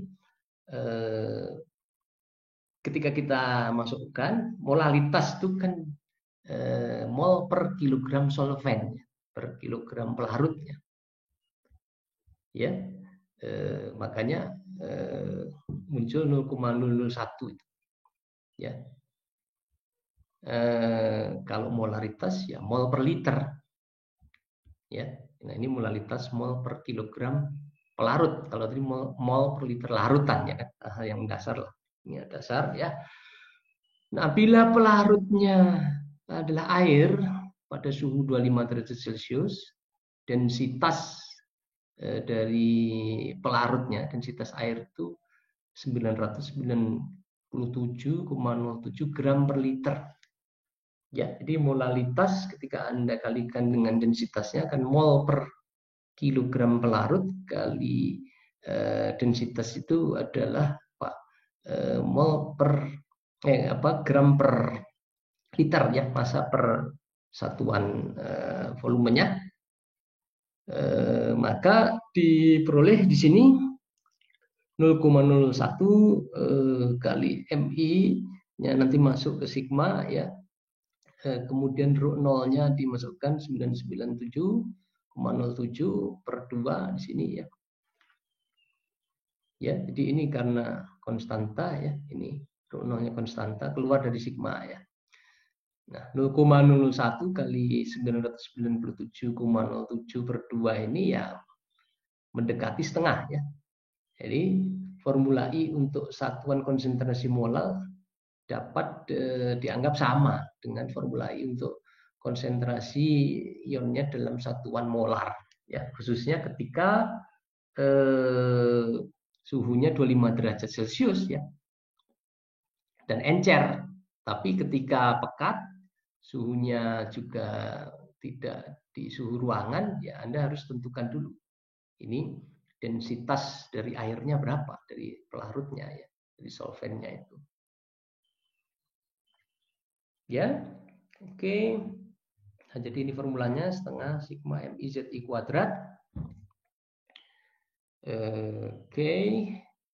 Kemudian persamaan Debye-Hackel. Persamaan Debye-Hackel atau hukum Debye-Hackel itu merumuskan korelasi antara koefisien aktivitas ion atau garam dengan kekuatan ion. Ya, jadi kekuatan ion kita sudah definisikan formulanya tadi ya. Persamaan Debye-Hackel ini mempunyai beberapa bentuk yang bergantung pada konsentrasi larutannya, apakah encer atau pekat, satuan kekuatan ionnya, apakah molar atau molal, dan jenis pelarutnya. Ya, tapi kita lebih banyak membahas jenis pelarutnya ya air ya, larutan aqueous. Untuk larutan encer dengan pelarut air pada 25 derajat Celcius dan satuan kekuatan ionnya dalam molar berlaku persamaan Debye-Hackelnya log Fi ya, log koefisien aktivitas I untuk ion tunggal ya, ion tunggal I min 0,51159 untuk ini konstanta A kali ZI kuadrat kali akar I. Ya, kalau dalam bentuk garam, untuk garamnya log F plus minus. Ya, dalam bentuk NaCl, dalam bentuk KCl ya. Jadi log F plus minus, maaf ini minusnya hanya satu ya, minus 0,51159. Nah, pengalinya di dalam tanda mutlak itu Z plus kali Z minus dalam tanda mutlak kali akar I. Ya, pada dasarnya sama dengan ini ya. Hanya ini untuk ion tunggal, nah ini untuk kation dan anion ya dikalikan. Ini untuk larutan encer ya. Berapa encer itu? 0,01 sampai 0,01 molar. Ya, jadi untuk menentukan koefisien aktivitas kita gunakan persamaan Debye-Hackel ini ya. Ada beberapa bentuk tapi ini yang banyak digunakan ya. Kemudian disebut limiting law, persamaan limiting Debye-Hackel persamaan ini tadi ya, karena terbatas untuk larutan yang encer. Ya. Bahkan mendekati encer tak terhingga. Dalam hal ini pada persamaan limiting Debye-Hackel ini, persamaan Debye-Hackel terbatas ini, ukuran ion itu diabaikan. Ya. Nah, pada konsentrasi yang lebih pekat, pengaruh ukuran ion ini ternyata signifikan ya terhadap koefisien aktivitas dan aktivitas ion. Hingga konsentrasi 0,001 molal, limiting Debye-Hackel memberikan hasil yang masih mendekati dengan hasil pengukuran. Namun bila konsentrasinya semakin tinggi, errornya semakin tinggi pula, sehingga diajukan persamaan Debye-Hackel untuk larutan pekat atau untuk concentrated solution. Ini untuk larutan yang konsentrasinya lebih dari 0,01 molar. Ya, bentuknya mirip ya dengan persamaan Debye-Hackel untuk larutan encer tadi, misalnya untuk garam minus 0,1159 Z plus kali Z minus kali akar I. Namun ini dibagi dengan satu faktor yang memperhitungkan ukuran ion. Ya. Jadi dibagi dengan 1 plus B kali A kali akar. Jadi ini pembedanya, penyebutnya ini. Ya, di mana A itu bergantung jenis solvennya, pelarutnya, dan suhu dari larutannya ya. Jadi A minus 0,51159 untuk air ya pada suhu ruangan. Nah, B ini konstanta ya. Konstanta yang bergantung sama dengan jenis pelarut dan suhu. Ya. Nah, A kecil ini adalah ukuran ion. Ya, ukuran ion yang ada di dalam larutan. Nah, jadi persamaan 13 ini adalah persamaan Debye-Hackel yang sudah memperhitungkan pengaruh ukuran ion atau disebut finite ion size Debye-Hackel law. ya, finite ion size di pihak keluar. Oke. Nah, jadi kalau untuk garam bentuknya seperti ini. Kalau untuk kation ya log F plus sama dengan minus AZ plus kuadrat kali akar I 1 plus BA kali akar I. Kalau untuk anion ya log F minus sama dengan min AZ minus kuadrat kali akar I dibagi 1 plus BA kali akar I. Ya. Oke, harga A untuk pelarut air suhu 25 adalah 0,51159, harga B-nya cukup besar ya, 3,29 kali 10 pangkat 9, satuannya meter ya. Jadi B satuannya meter. Oke, A di sini ukuran ion misalnya untuk ion Fe2+, ukurannya sama dengan Ni2+, 0,6 nanometer ya. 0,6 kali 10 pangkat 9 meter. H plus lebih besar 0,9 nanometer, Cl min lebih kecil 0,3 nanometer. Kita lihat satu contoh soal berikut ya. Hitung kekuatan ion dari larutan-larutan berikut: setengah molar KNO3, setengah molar K2SO4, setengah molar Fe2SO4 3 kali, itu ferric sulfat ya. Tidak sulit. Jadi nanti satuannya juga molar ya, kekuatan ion ini. Nah, Anda harus disosiasikan KNO3 menjadi K plus NO3 minus ya. Jadi sudah dalam bentuk molar. Ya gampang saja, jadi setengah molar, K plusnya setengah molar, NO3 minusnya juga ini sama setengah molar ya. Setengah molar juga. Kalau masih dalam gram per liter, ya Anda rubah dulu dalam bentuk molar ya, dengan bagi dengan berat atom atau berat molekulnya. Nah, tinggal masukkan ke persamaan I sama dengan setengah sigma CI ZI kuadrat. Nah, ionnya ada 2 ion ya di sini, K plus, jadi setengah kali setengah CI-nya kali muatannya 1 ya, 1 kuadrat ditambah setengah molar juga NO3 min ya, CI-nya kali muatannya min 1, NO3 minus min 1 kuadrat. Jadi ini setengah kali 1 ditambah setengah kali 1 ya, jadi 1 setengah kali 1 setengah molar ya, jadi sama kekuatan ionnya dengan molaritasnya untuk KNO3. Kita lihat untuk K2SO4 setengah molar ya. Jadi K2SO4 setengah molar nanti menjadi 2K plus SO4 2 min. Jadi K2SO4-nya setengah molar. Nah, K plusnya 2 kalinya ya, karena 2K plus jadi 1 molar. Sulfatnya sama dengan K2SO4 setengah molar. Kita masukkan ke persamaan I sama dengan setengah sigma CIZI. Ionnya adalah K plus dan SO4 2 min, jadi setengah K plus 1 molar. Muatannya Z-nya 1 ya, jadi 1 molaritasnya tadi 1 molar ya. Jadi CI-nya 1 kali muatannya 1 kuadrat ditambah SO4 konsentrasinya setengah molar CI ya. Muatannya min 2. Jadi setengah kali min 2 kuadrat. Jadi ini 1 ditambah setengah dari 4 adalah 2 ya, setengahnya ya. Jadi 1 ditambah 2 3 kali setengah, 1,5 molar. Jadi bisa Anda lihat di sini perbedaan garam yang valensinya 1 ya, dengan yang ini K2SO4 2 di sini. Jadi kekuatan ionnya lebih tinggi dibandingkan dengan molaritasnya. Kalau tadi KNO3 sama dengan molaritasnya. Hal yang sama untuk ferric sulfat. Ini ketika terdisosiasi molnya lebih besar ya, nanti kekuatan ionnya lebih tinggi lagi. Jadi untuk setengah molar Fe2SO4 3 kali, setengah M di sini. Nah, jadi terdisosiasi menjadi 2 Fe3 plus, 2 kali setengah molar, 1 molar.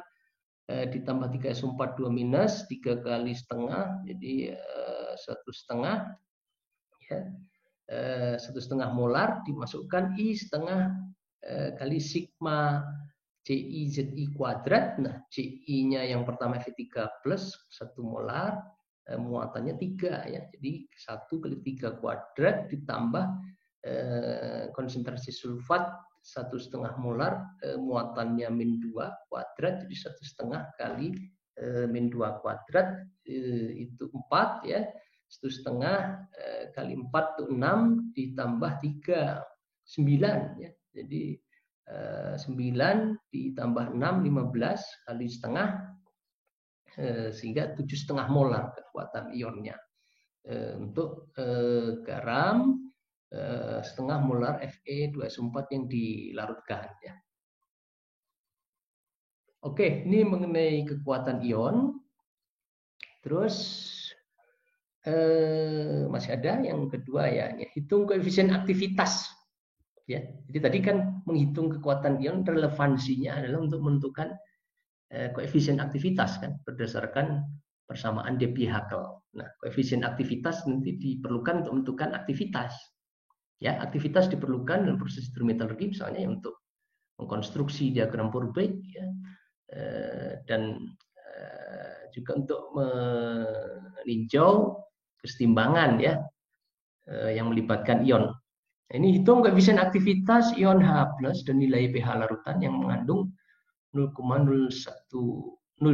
molar asam sulfat dalam air murni ya, dan dalam larutan yang mengandung 0,01 molar CaCl2. Nah, Anda bisa lihat ini konsentrasinya encer ya.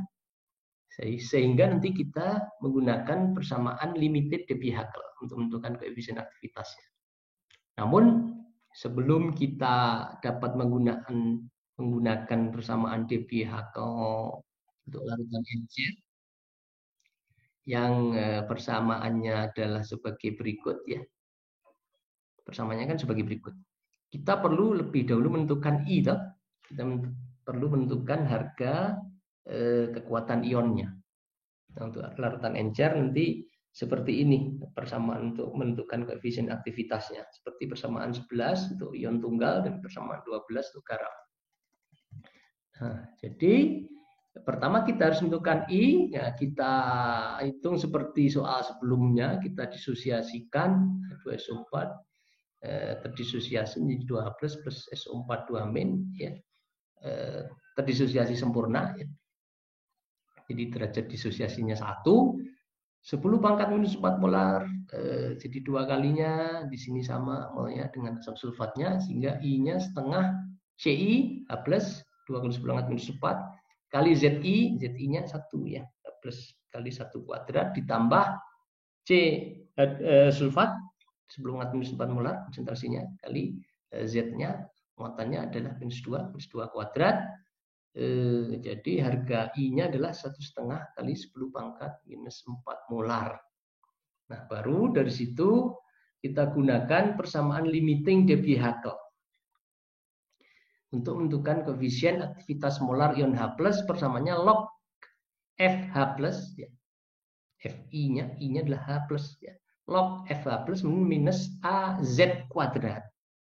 Jadi muatan H+ kuadrat ini, Z kuadrat ini ya. Jadi 1 kuadrat kali akar I.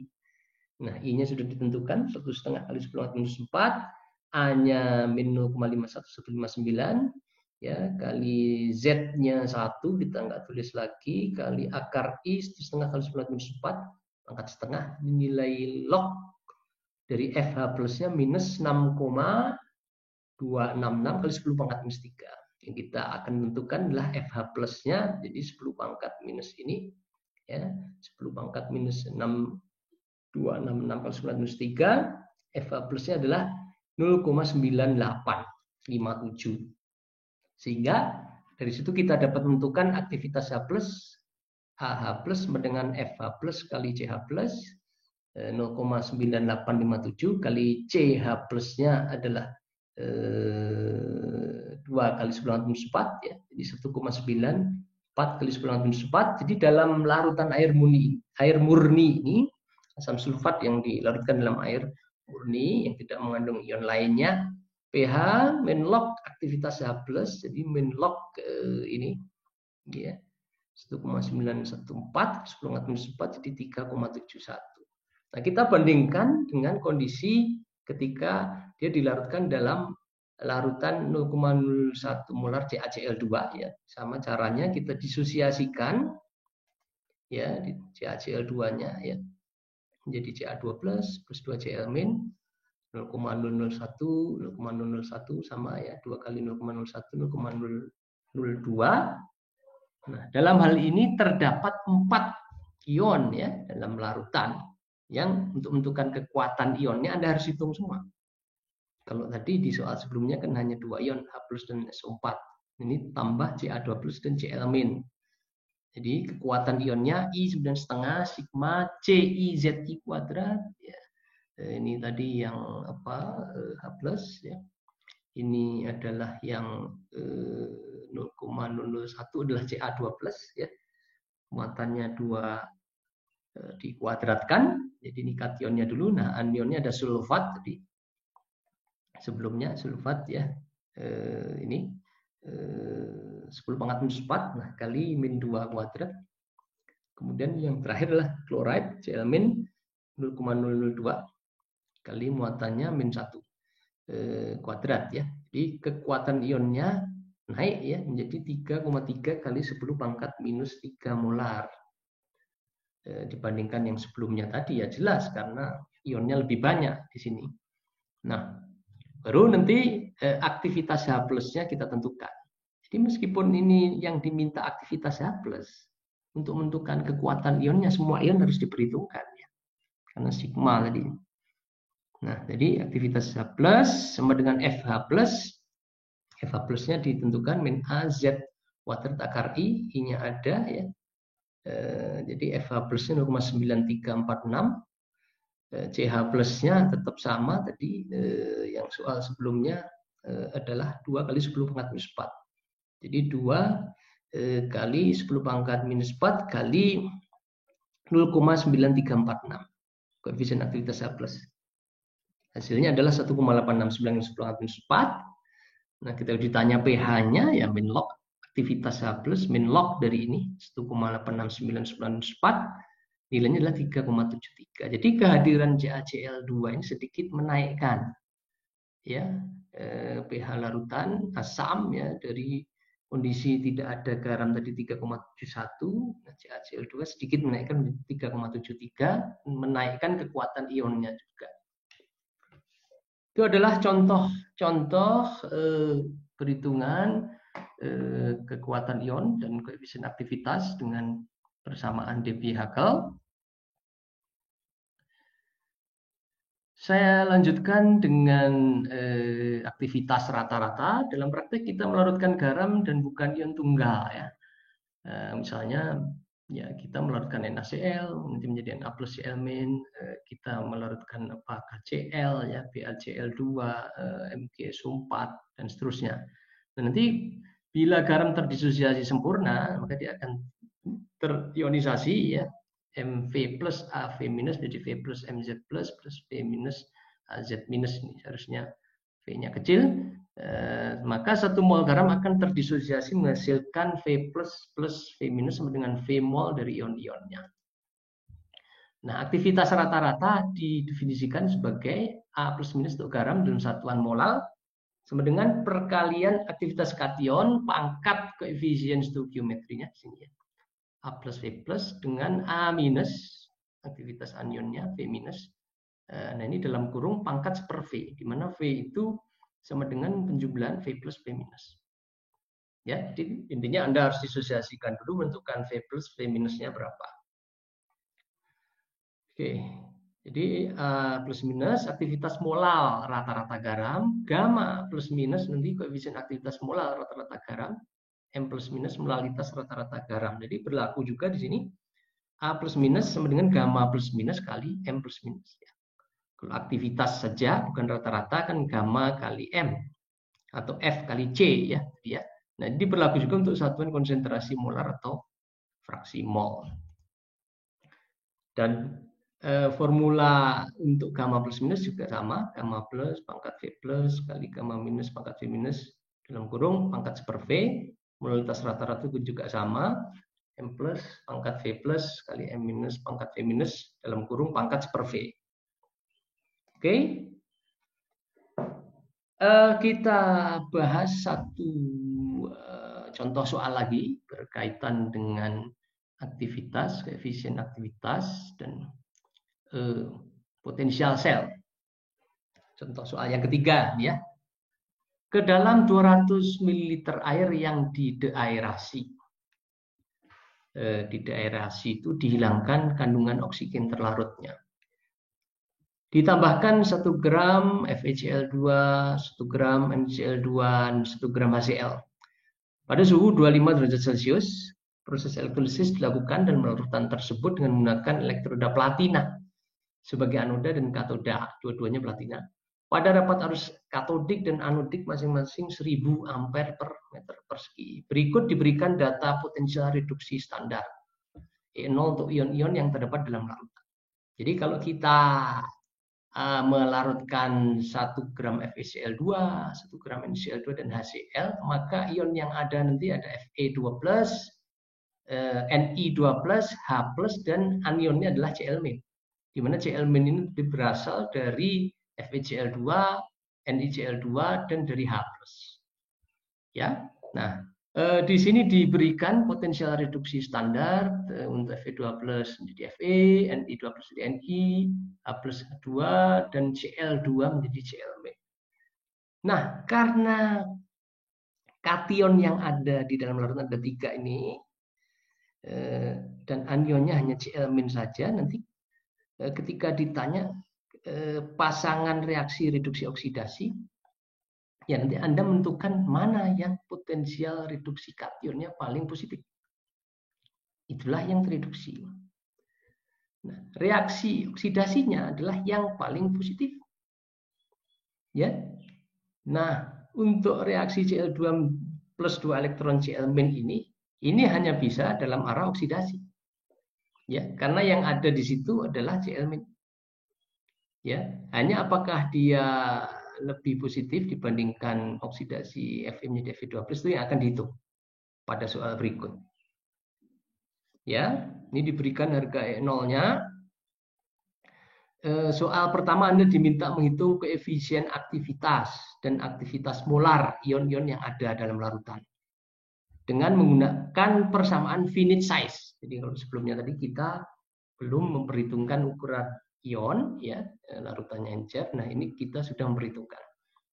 Nah setelah menghitung koefisien aktivitas dan aktivitas, Anda diminta menghitung harga potensial setengah sel untuk reaksi-reaksi di atas dalam arah reduksi, ya.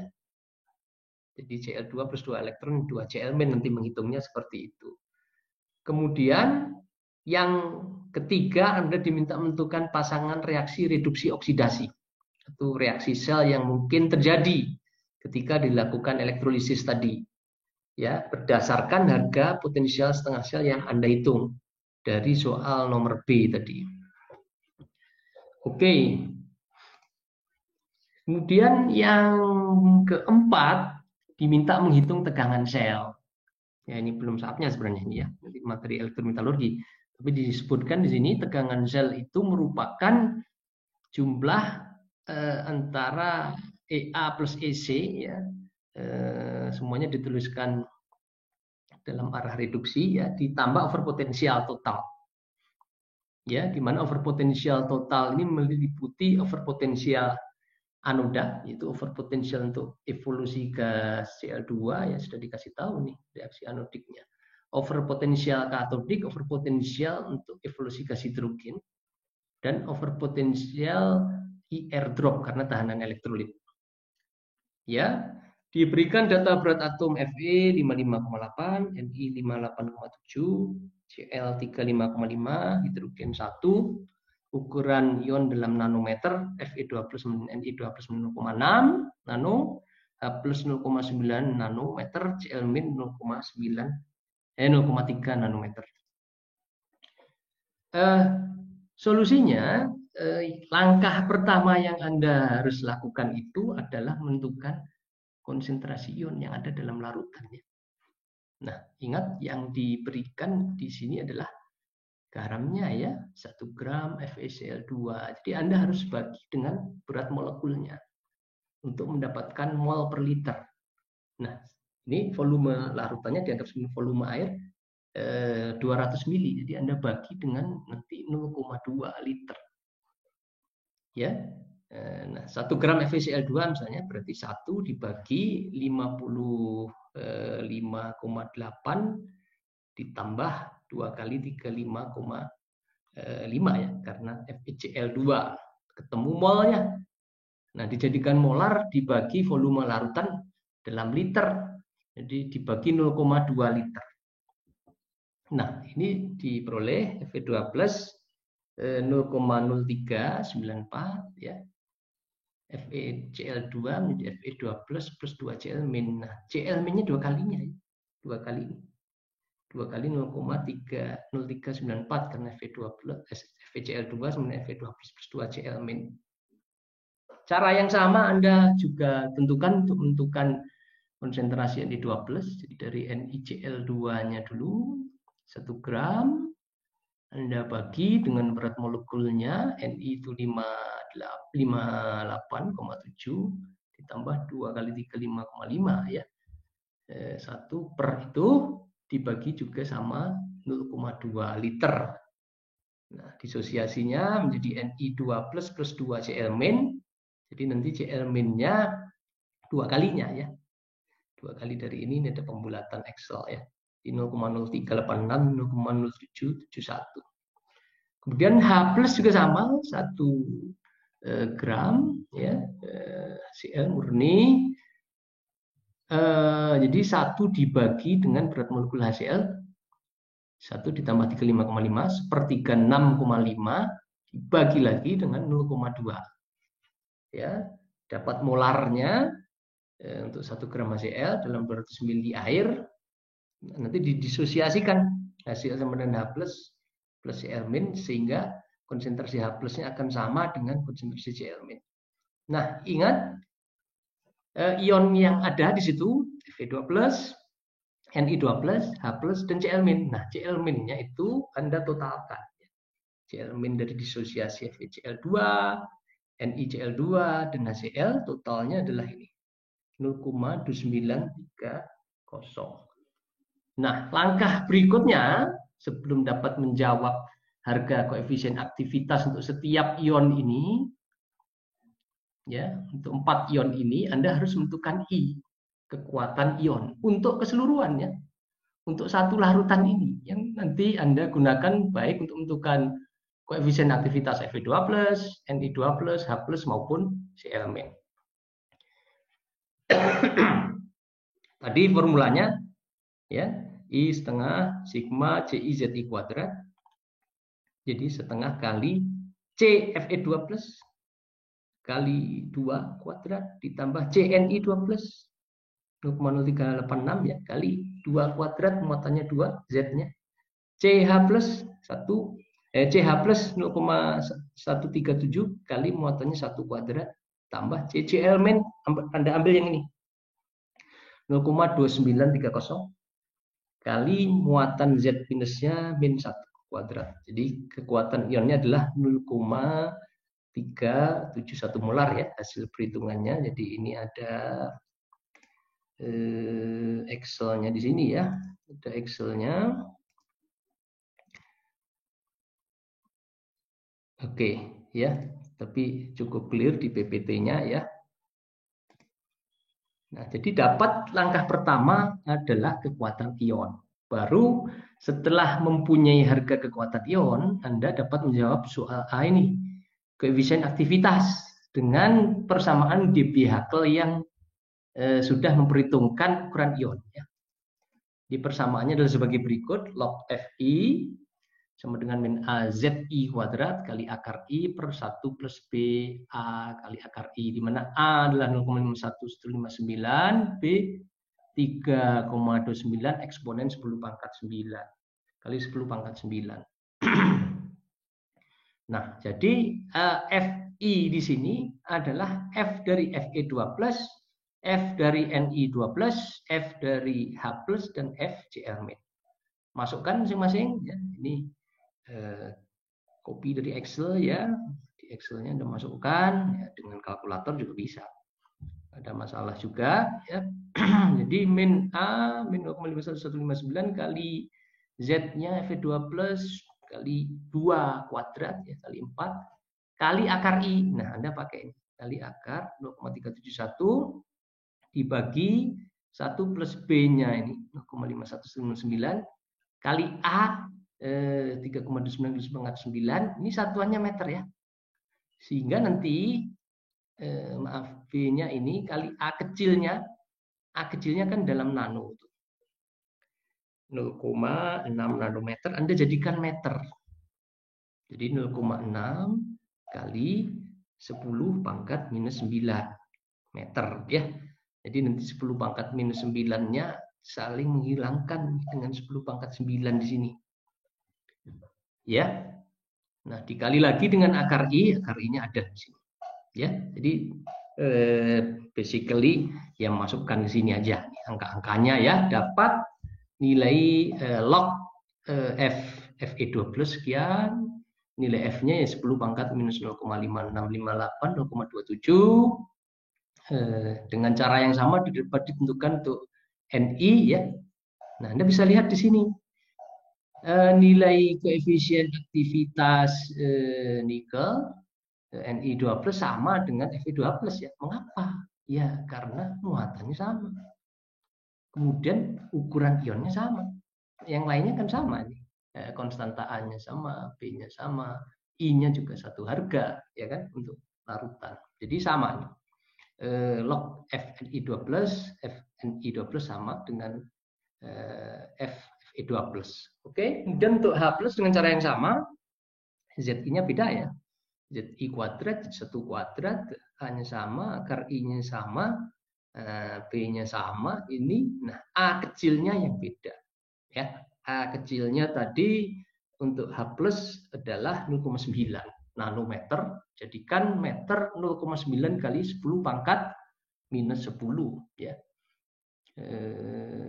Kalau minus 9 0,9 kali 9 jadi minus 9 dan plus 9 nanti saling menghilangkan di sini, diperoleh 0,77 nih koefisien aktivitas H+.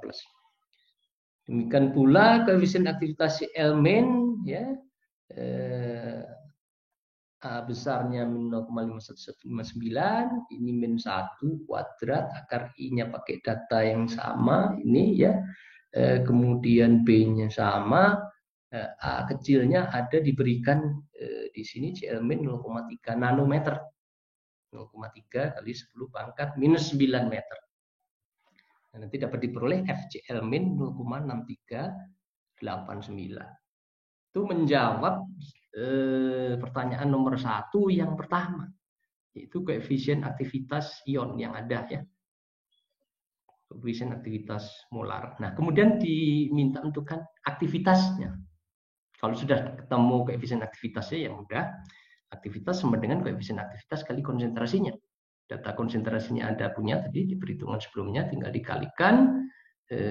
Dapat di sini aktivitas Fe2+ sama dengan 0,2718 ya, Fi2+ kali C Fe2+. Ya, dengan cara yang sama dapat untuk Ni. Nah, Ni beda dengan Fe ya, meskipun harga koefisien aktivitasnya sama karena molaritasnya nggak sama tuh antara Ni dan Fe, selisih sedikit ya, tapi juga berdampak juga sedikit juga ini selisih aktivitasnya. Kemudian H+ 0,77 kali konsentrasi H+, Cl- 0,639 kali konsentrasi Cl-. Jangan lupa konsentrasi Cl- total ya, 0,293 molar. Oke, itu menjawab soal pertama. Yang kedua diminta menentukan potensial reduksi setengah selnya. Ya kita tinggal masukkan ke dalam persamaan Nernst ini. Jadi Fe2 plus Fe, ya E0-nya ada diberikan, ya E0-nya min 0,277, min RT per NF len aktivitas FE dibagi aktivitas FE12. Aktivitas FE ini padat murni 1, aktivitas FE12 sudah dihitung dari perhitungan sebelumnya. Nah, bila Anda masukkan ke persamaan Nernst, diperoleh E setengah sel, arah reduksinya, persamaan ini. Untuk Fe2 plus Fe dapat, Ni2 plus Ni dapat, H plus H2 dapat. Terus yang terakhir adalah ini, Cl2 plus 2 elektron Cl min, aktivitas Cl min ada, ya. PCl2 dianggap 1 atm, ya, 1 atmosfer, sehingga bisa diperoleh E0, bukan E0, E untuk Cl2 Cl min adalah 1,4020. Itu menjawab pertanyaan B tadi, ya, potensial setengah sel, kesetimbangan untuk reaksi reduksinya, dalam arah reduksinya. Kemudian pertanyaan ketiga, tentukan pasangan reduksi oksidasi atau reaksi selnya yang mungkin terjadi berdasarkan harga potensial setengah sel yang setelah Anda hitung pada perhitungan B. Pada dasarnya pasangan reaksi reduksi oksidasi itu yang akan tereduksi adalah yang mempunyai potensial setengah sel paling positif. Itu adalah reaksi katodiknya. Nah, Anda bisa lihat di sini. Yang paling positif ini Cl2 menjadi Cl min. Tapi ingat, Cl2 itu tidak ada di larutan, yang ada Cl min. Jadi reaksi ini nanti akan berlangsung kebalikannya, ya. Nah, jadi tinggal dilihat dari 3 ini yang paling positif mana. Yang ada ion di larutannya yang paling positif ini adalah yang H plus menjadi H2. Jadi inilah yang tereduksi nanti. 2H plus 2 elektron menjadi H2. Karena reduksinya paling positif. Ya. Kemudian yang akan teroksidasi adalah yang E0 reduksinya paling negatif. Ya. Yang E0 oksidasinya, ya kan oksidasi. Jadi yang oksidasi ini yang E0 oksidasinya paling negatif. Mana yang paling negatif? Tinggal ini Anda balik semua toh.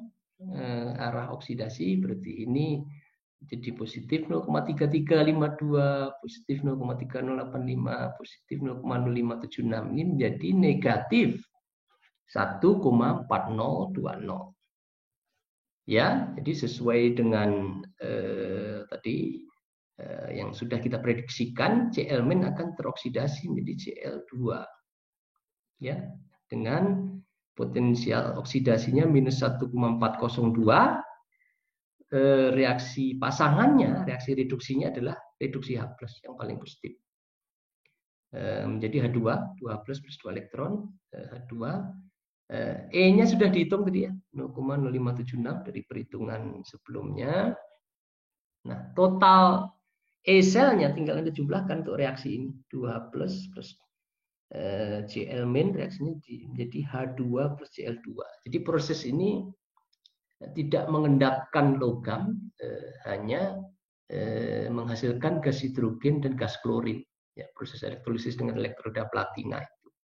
Jadi E-selnya negatif kalau Anda jumlahkan, gitu, minus 1,4596.